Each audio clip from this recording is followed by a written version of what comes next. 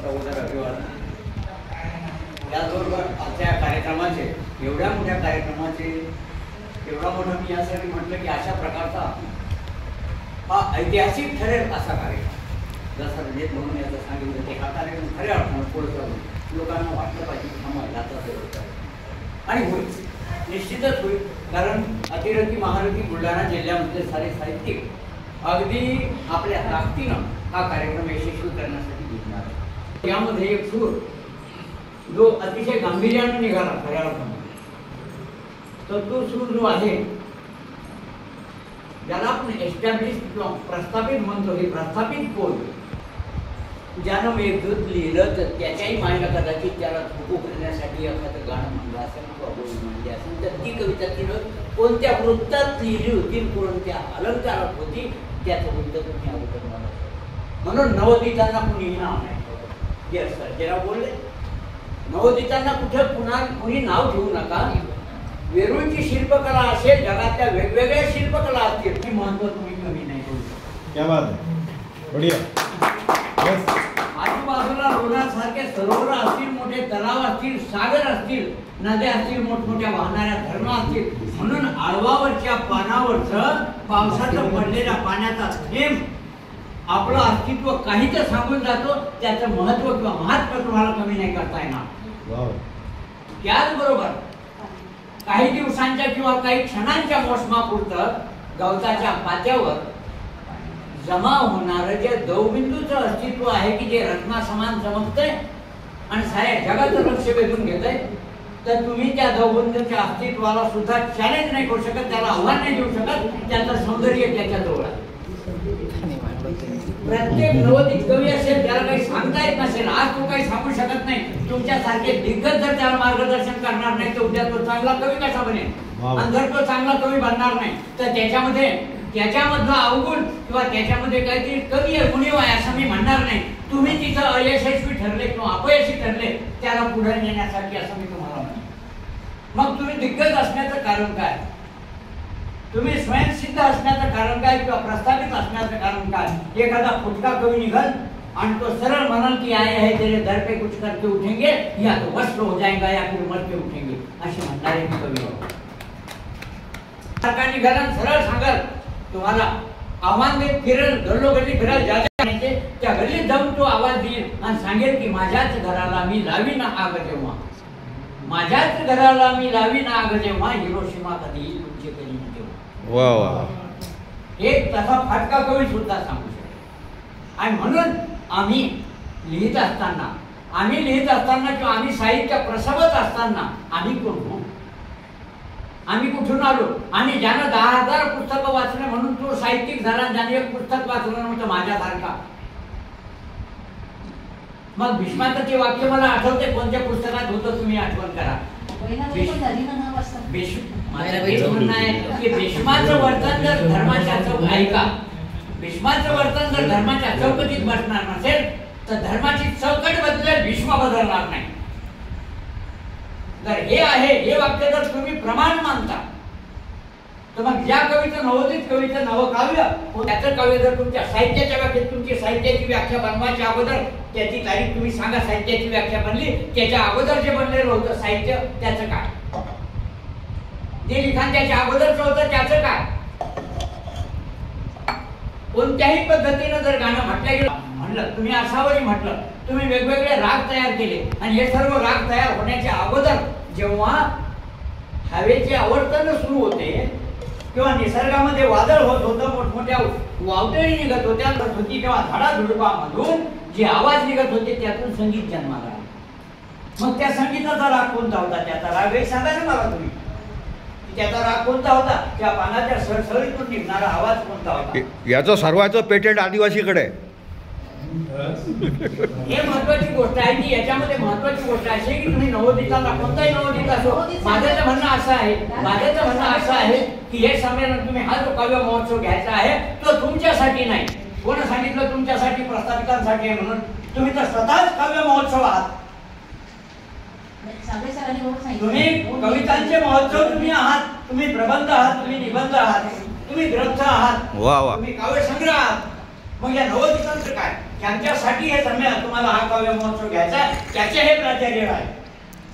यांनी हा जो प्रस्ताव मांडला, तो प्रस्ताव त्यासाठी मांडलेला आहे की एक छोटस रोपटं लावायचंय कुठेतरी, आणि हे रोपटं लावल्यानंतर त्याचा वृक्ष व्हायला पाहिजेत, आणि तो वृक्ष व्हायला पाहिजेत असं म्हणत असताना आणि आपण असे रोपटे लावत असताना ज्या उद्यानाचं आपण निर्माण करत आहोत, तिथं एखादं जर माझ्यासारखं कोलमडण्यासारख्या अवस्थेत असलेला एखादं वृक्षाचं अस्तित्व असेल, त्याला उपटून फेकायला बाजूला आपल्याला नवं रोपटं लावायचं. अरे कोण सांगितलं त्याला उपटून फेकायला तुम्हाला?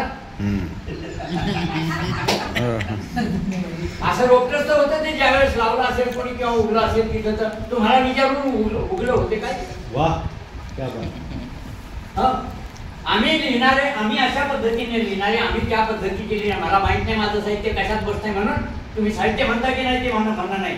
त्यामुळे 1800 कादंबऱ्या लिहिल्या त्या बाबूराव अर्नाळकरांच्या, सर्व कादंबऱ्यांना साहित्याच्या व्याख्येत घ्यायचं का नाही असा जेव्हा विषय निघाला, त्या काळामध्ये प्रख्यात्रे सारखे मोठमोठे, पु ल देशपांडे सारखे मोठमोठे साहित्यिक होते, त्या सर्वांच्या समोर हा विषय जेव्हा निघाला की 1800 कादंबऱ्या लिहिल्या म्हणून माणूस साहित्यिक होत नाही, त्या बाबूराव अर्नाळकर 1800 कादंबऱ्या जगात लिहिणारा दुसरा माणूस आहे. 1200 मी वाचलेले. माझ्या राहणीमानावर बाबूराव अर्नाळकरांच्या जो जगप्रसिद्ध नायक आहे झुंजार, त्याच्या व्यक्तिमत्वाचा प्रभाव मानला. अर्नाळकरांची एक कादंबरी, मी एक कादंबरी 300 वेळेस वाचली म्हणून अभिमानात कोणतीही कादंबरी मी ज्यांची 20 पेक्षा कमी वेळेस वाचलेली नाही. आजही माझ्याजवळ त्यांच्या कादंबऱ्यांचा संच आहे. 1.25 आना किंमत होती तेव्हापासूनचा.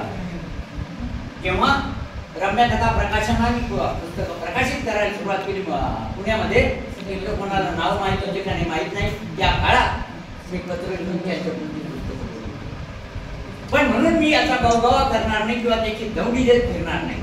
फक्त मी एवढं सांगेन की बनाने दर्द ऐसा नहीं मसीहा हम नहीं लेंगे, बनाने दर्द ऐसा नहीं मसीहा हम नहीं लेंगे, जिगर पे जख्म तो लेंगे मरहम नहीं लेंगे. और माना कि शेख साहब हम पीते नहीं लेकिन इधर आए सरे मैं तो हिस्सा कम नहीं लेंगे. याला नवोदित साहित्यिक म्हणतात. मी स्वतःला अजूनही नवोदित साहित्यिक नाही तरी साहित्यिक आहे. साहित्यिक मी कोण आहे मला स्वतःच माहिती. तुमच्या सारख्याच्या बरोबर राहूनच तर मी लिहायला शिकलो ना. मी कुठे गेलो होतो शिकायला? माझं शिक्षण इथं झालं आणि मी बुलढाणेकरांकडे पाहूनच शिकलो. आणि बुलढाणेकरांकडे पाहून शिकत असताना त्यांचे खोडकर स्वभाव पण माझ्या लक्षात आले. त्यांचे मोडकर स्वभाव पण माझ्या लक्षात आले.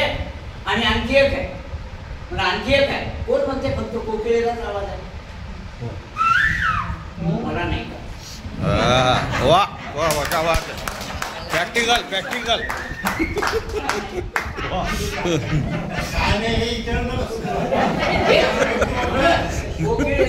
कोकिळेला हा अहंकार बाळगायचा नाही की फक्त तिच्याकडे आवाज आहे.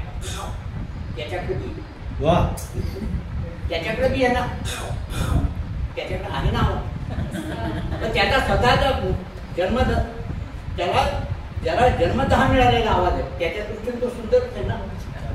हो, जेव्हा अकबराच्या दरबारामध्ये प्रश्न उपस्थित झाला की सुंदर काय, बिरबलाने सांगितलं दुसऱ्या दिवशी मी साबित करतो. एक अगदी शेवडे काळं उंगळवानं लेकरू रस्त्यामध्ये पडलेलं होतं. महाराजांचा तिथून रथ जाणार होता. अचानक बाई पळत आली, रस्त्यात लेकरू खेळत होतं, ती घेऊन गेले. शिपाई वगैरे म्हणायला लागले, अरे इसका बच्चा आहे, उठा लो, इतना गंदा बच्चा वगैरे वगैरे. त्या बाईने इतक्या रागात पाहिलं, राजाकडे पाहिलं आणि ते शिपायाकडे पाहिलं. दुसऱ्या दिवशी त्याची स्पर्धा ठेवली की सर्वात सुंदर मुलं कोणत्याही राजधानीमध्ये त्याच्या मायाने ती लेकरं घेऊन यायला सर्वात मोठी बाई ती आपल्याला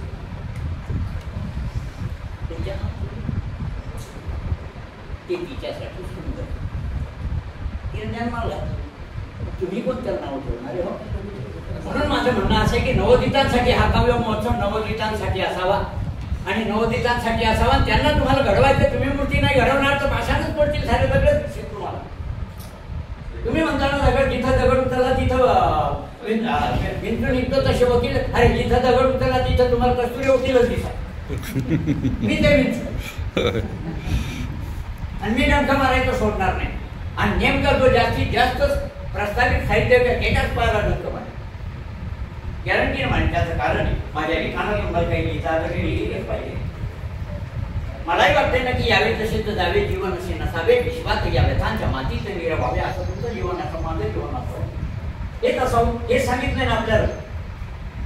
मोठ्यांनी जे काही सांगितलं असेल ते आपल्याला हे घेऊन जायचं की माणुसकीच्या मागे मी पण माझ्या मागे यावे तू पण क्षणभंगूर या जीवना माझे गिरून जावे माझे मी पण. तुमच्यात जर अहंकार राहत असेल तर काय तुम्ही शिकलात काय? कशासाठी तुकारामांचं नाव घेतलं या बाईनं? या साहेबांनी इथं बोलता प्रस्तावित करताना जर आपण ते जर आपल्या लक्षात घेत नसतो तर कोणासाठी? आणि मग कोणासाठी? घरात एक तुम्हाला 5 मला 5 लेकरं आहेत. तुमच्या घरातले प्रत्येकाला कोणाला 2 असतील, कोणाला 1 असेल, कोणाला 3 असतील. मला एक सांगा की एखादं लेकरू जर मूर्ख असेल किंवा जास्त बदमाश असेल तर त्याला तुम्ही शाळेत घालत नाही का? त्याला तुम्ही ट्युशन लावत नाही, त्याच्यावर चांगले संस्कार घडव म्हणून प्रयत्न करत नाही. स्वतःच्या लेकरासाठी चांगला मास्तर पाहिजे, ट्युशन चांगली पाहिजे, कोचिंग क्लासला घालतो का पाठवायचं त्याला. आणि दुसऱ्याच्या लेकराला ते गावड्याला लेकर बदमाश आहे ते शिकणार नाही असं म्हणायचं का? कशासाठी म्हणायचं?